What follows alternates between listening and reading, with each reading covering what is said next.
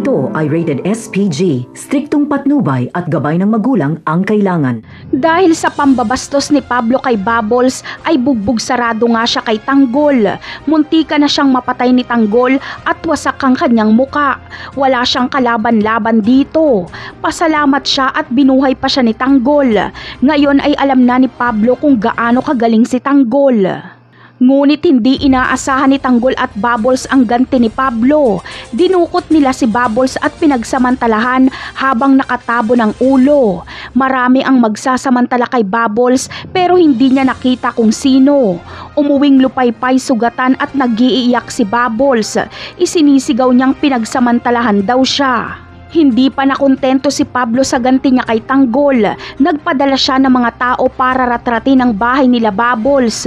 Agad itong natunugan ni Tanggol kaya nakadapa sila lahat at walang nasaktan. Para sa kanilang seguridad ay aalis na sila Bubbles sa kanilang tinitirahan.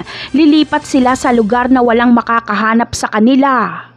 Pati sa bahay nila Tanggol sa San Dimas ay pinadalhan din ni Pablo ng mga tao at niratrat din ito. Wala ding nasaktan sa kanila.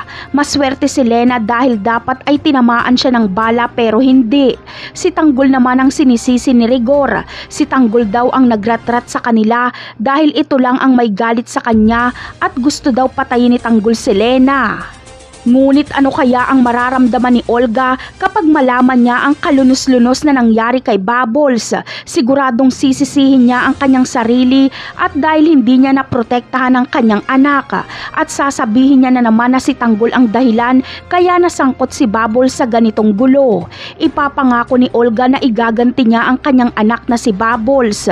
Napakarami pa nating dapat abangan sa mga susunod na episode. Paalam!